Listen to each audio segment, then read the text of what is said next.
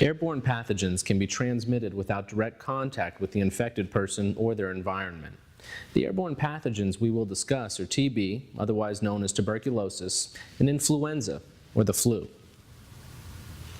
TB is caused by bacteria which primarily attack the lungs. Signs and symptoms include cough that lasts for 3 or more weeks, coughing up blood, fatigue, unexplained weight loss, fever, night sweats, chills, and loss of appetite. A person who is only infected with TB has no symptoms and cannot spread the disease. They are not contagious.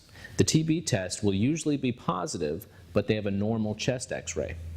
Although their immune system is preventing them from becoming sick, they still need treatment to prevent active TB. A person with active TB has signs and symptoms and can spread the disease to others. They are contagious. In addition to a positive skin test, may have positive chest X-ray as well. If not treated, TB can be fatal. Many workplaces require routine TB testing because employees there are more likely to be exposed to TB.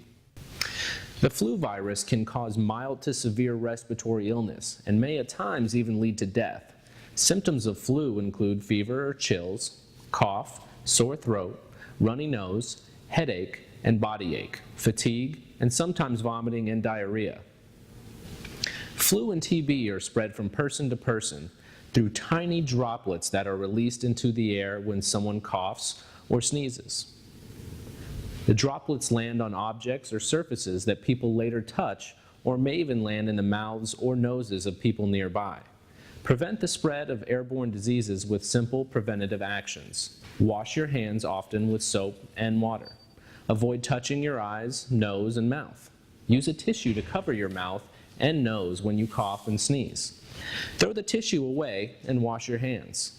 If you must have contact with someone who is ill, take actions to prevent airborne transmission. Older people, those with certain chronic medical conditions, pregnant women, and the very young are most susceptible to complications from the flu. To prevent getting the flu, people at risk for complications and those who take care of them should get the seasonal flu vaccine. Talk to your healthcare provider about the flu vaccine. Thank you for taking the time to learn about airborne pathogens, how they are transmitted, and how you can protect yourself. If you are providing care to someone you suspect may have TB or the flu, follow your workplace guidelines to protect yourself from exposure. Thank you, and stay safe. Ensure the bandage is at least 1 inch wide. Wrap it around the victim.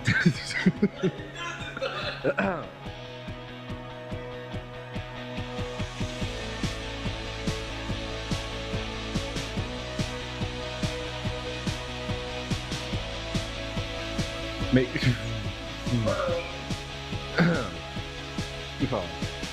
tough one.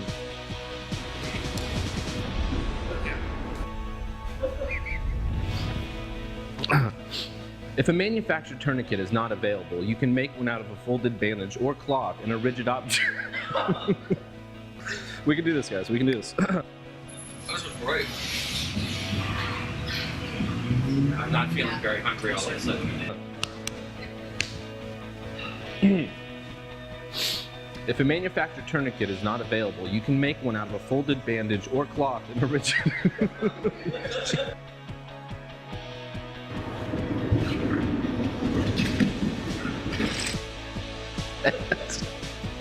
Okay.